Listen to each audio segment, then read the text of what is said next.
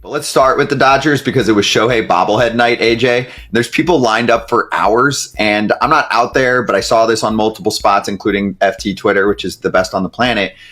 Everyone got a bobble. So why are they lined up? Because, normally I don't think they read the fine print. Normally it's only 10,000, the first 10,000. So maybe they wanted to be the first to get it on eBay. I don't know, but they gave one to the whole stadium. They had how many ever people Dodger Stadium hold, which is like almost 60,000 or whatever it is, right? So everybody got one. I think, Joe Davis got one. Oral Hershiser got one. Sandy Koufax got one. Magic Johnson got one. Everybody got one, right? So I love this. I don't know more teams do this, but this is crazy. These people didn't read the fine print, man. Read the fine print, or they knew Shohei was going to hit a walk-off and they just wanted to be on foul territory Twitter. Oh, man. I mean, bobbleheads. I don't get the craze for bobbleheads. I don't get why you'd stand in line for everybody getting one. But it was just, you can't write it any different on a bobblehead night. It's not his first bobblehead. It's not his first walk-off. Like, the guy's just doesn't look like Shohei at all, by the way. But that does look like a softball bat. So I wonder if he's going to maybe he's going to be the next torpedo bat guy. Huh? Maybe? No? Somebody? No. You know what those were called? You know what those were called back in the day? Those were called what? Bottle bats? Weren't they called bottle bats? Because when I played Little League, Bronson Arroyo used to use one, and I'd be like, you cheater. Right, because Bronson Arroyo played Little League. We played in the same Little League, and he used to use a bottle. I thought it was called a bottle bat, and it was like the whole thing was head until the handle. And I thought they were mostly used in softball, right? Softball, yeah. And Bronson Arroyo used to use one of those when we were like 12 years old with each other, and I'm like, you cheater. But, I guess it wasn't cheating because nobody knew the difference.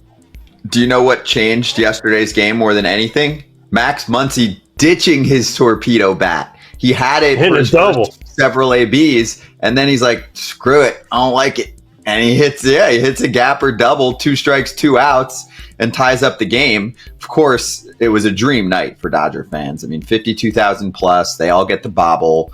Ohtani hits the walk-off. They're talking about it leading up to it. Dodgers are 8-0, and that passes the 1933 Yankees for most consecutive wins after a World Series title to start the next season.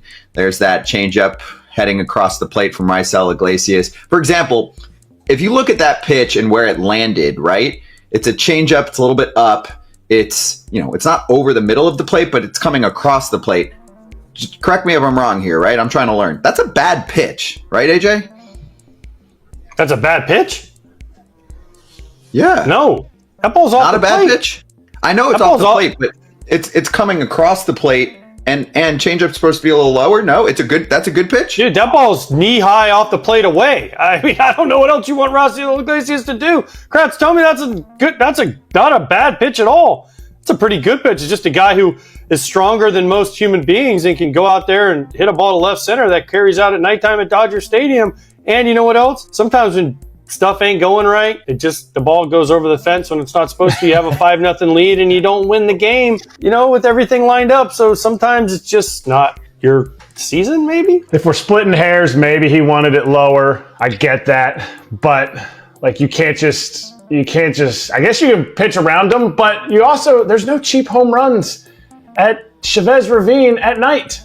There's no way you should be able to, as a lefty, who that ball's going away from him, he's able to take that ball out to center. Maybe if he really dives on that ball, and Shohei never dives to the pitch away, he could take it down the left field line. But where he hit that's a joke. That ball could it be a little lower? Yes.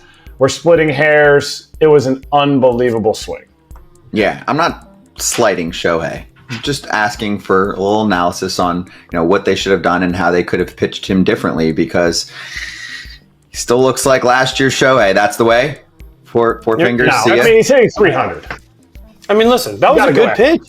Sometimes the hitter wins. Sometimes the hitter wins, man.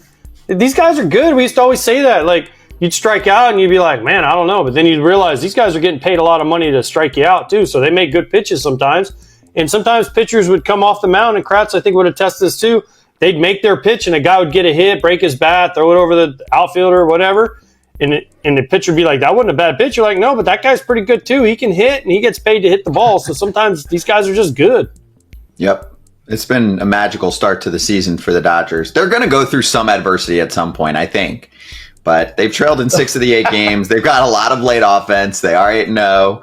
Here's a tweet from Blake Harris, who covers the team. Despite being 8-0, it feels like the Dodgers haven't even been close to playing their best ball yet. Trailed in 6 of 8. Starter is yet to pitch into the 6th. And by the way, Snell gave up 5. They were all unearned, but he gave up 5. Mookie missed 3 games. Freddie has missed 5 games. He goes, just wait until they start clicking. Also, they were trailing 5-0 yesterday, AJ, which reminded some fans of last year's epic World Series comeback when they were trailing by 5 to the Yankees. Ben Kasparius, I think, had the moment of the game. Top of the 6th.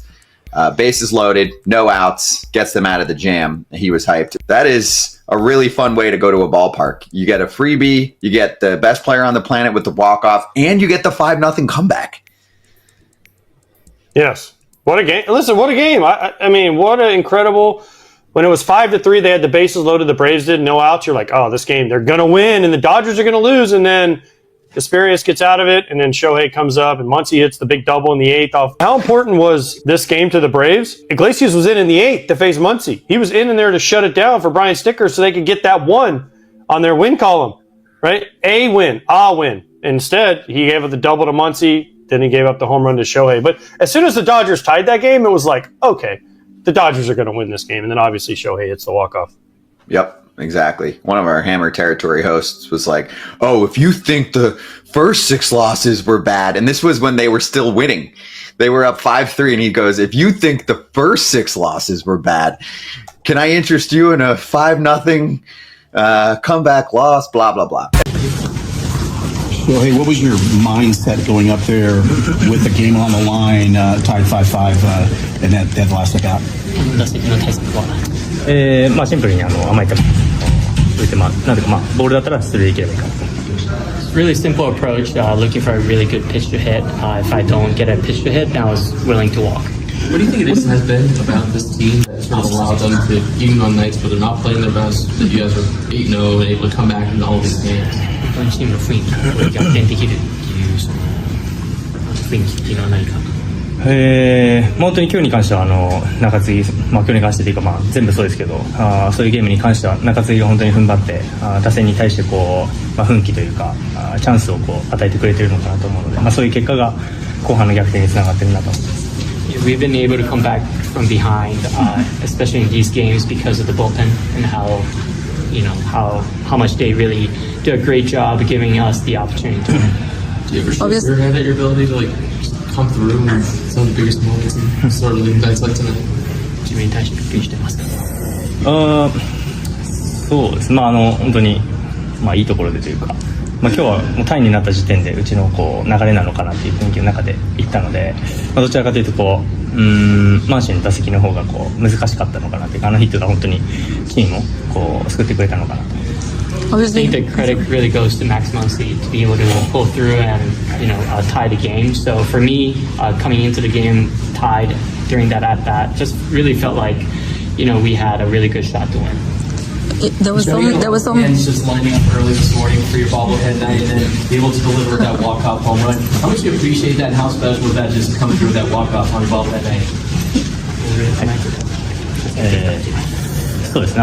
自分にとって特別かなと思うので、そういうなんていうんですかね、日を作ってもらって、そういう日に打てるっていうのは本当に選手にとっては特別なことじゃないかなと思うので、いい夜だったなと思います。Just grateful as a player, just be able to perform at an opportunity like this. Shohei, obviously there were some errors, but you guys were able to come back. Did you guys talk something in the dugout? How was that moment to recuperate and come back? 本当にみんないい雰囲気というか、今日に限らず後半の逆転も本当に多いですし、その雰囲気が次の日でつながって連勝につながってるなと思ってます。Just overall, not just tonight, but really good vibe within the team. So I think that's allowing us to come back from these games to win. Couple questions in Japanese. Blake, just when you kind of reflect on your outing, what did you kind of feel was either missing there, or just kind of wasn't getting what you, I guess, wanted to execute with? Yeah, I just got to establish the fastball more. After the first couple innings, I just kind of noticed their game plan. Usually I could figure out a lot quicker. But once I figured out their game plan, just allowed for quicker innings. But overall, I just got to the zone and get strikes. And I do that, I'll be good. When you have two innings that are a little bit just longer, pitch count gets up, what's kind of your go-to to resettle back in, to then have your back on your outing, just being a little bit more efficient? Yeah, I'm just talking to myself. I think self-reflection, just finding a way to calm down, get back in the zone. I think that's really it. I don't think there's any secret to that. It's just you got to find a way to get in the zone or the game or you're going to get pulled. So, pretty much it. Muncy felt the weight of those errors in the first two innings, and obviously you could see that after he tied the score. How happy are you, and how much do you appreciate that he takes it that personally? Yeah, I was happy for him to get the double, to tie the game, big moment. That's what it's about. I'm not worried about him at third. That was, to me, it's just a fluke. A tough start, but I got to do a better job to get outs, to get him in there, to get him going offensively, because we know how much of a weapon he is at the plate. Did you feel like the body language of kind of getting squeezed on a couple of pitches from Randazzo affected your outing a little bit, or affected that dynamic tonight? Yeah, I also think the top of the zone, I think that's been frustrating to me because it doesn't exist. It's not there. It's belt and below. It's not the top of the zone. I think that's been frustrating. I was looking at my starts in 16, 17, 18. The top of the zone was the chest, and it's just completely shrunk to the belt and lower. And then the ABS system in spring, like looking at that, like it was low. At the top of the zone didn't exist. I think that's frustrating to me. Just knowing, that's a big strength of mine. So why wouldn't it frustrate me in that way? There's definitely ways where I cannot show my emotions and show up an umpire. I just believe, the top of the zone needs to exist. It doesn't right now, and we can go look at it across the league. I've done it, and it doesn't exist. When you played just this year or prior years too? I noticed it's been shrinking. I've been noticing that, but I think the spring training kind of helped that as well. Just because when you challenge and you would see the top of the zone, they're like, don't challenge the top, challenge below. So why would they say that? Because the top doesn't exist.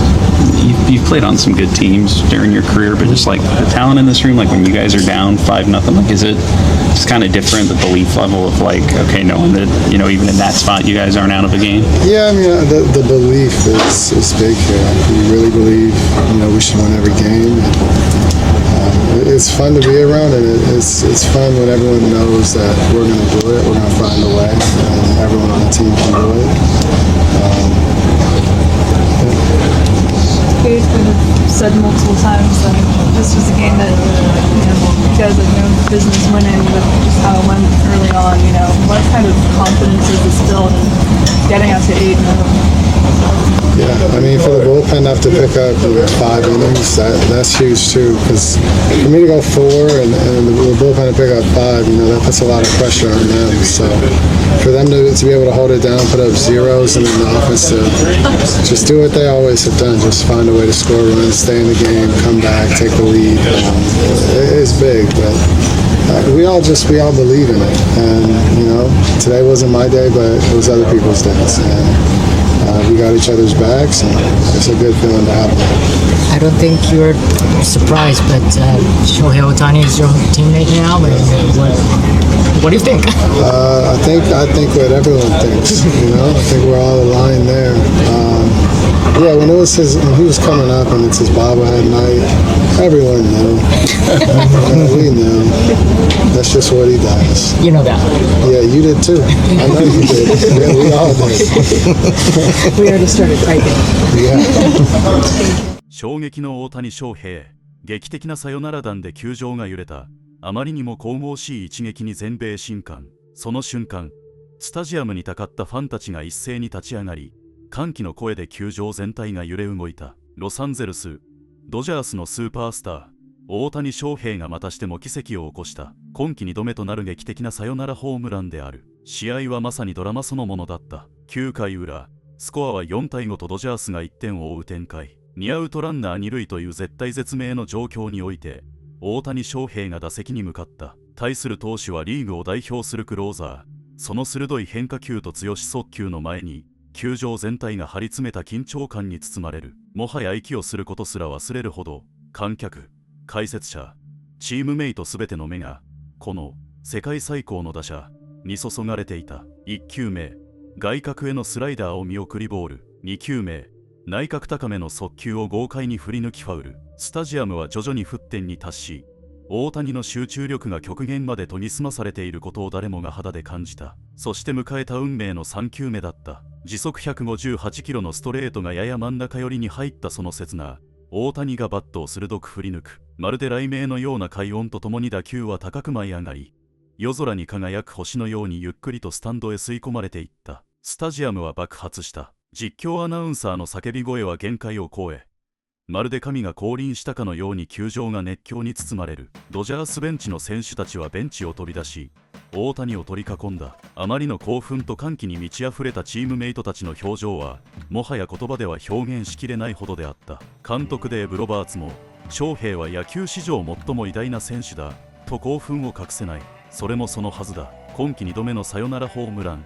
それもチームが最も苦しい場面での一発という離れ技。さらに、投打の二刀流で野球界に革命を起こし続ける大家の、またもや人知を超えた活躍である。全米中継の解説席にはケン・グリフィー・ジュニア氏がいたが、大谷翔平という選手は、もう野球の常識を超えてしまった。私が現役の頃にも見たことのない存在だ。と、その衝撃を言葉にした。試合後のインタビューで大谷は冷静な口調ながらも、勝つことが一番重要ですから、最後まで諦めませんでした。と語り、その謙虚で誠実な人柄に多くのファンが心打たれた。世界最高峰のメジャーリーグでここまでのインパクトを与えられる選手が他にいただろうか。米国メディアや各国の記者たちは、この一撃を、神の一振り、球史に残る伝説、と絶賛。大谷翔平の名前は再び世界中を駆け巡った。もはや、伝説、では足りない、神話、とさえ呼ぶべきだろう。日本が誇る至宝、大谷翔平は、再び野球界の歴史にその名を深く刻んだ。次はどんな奇跡を起こすのか、全世界が息を飲んで見守っている。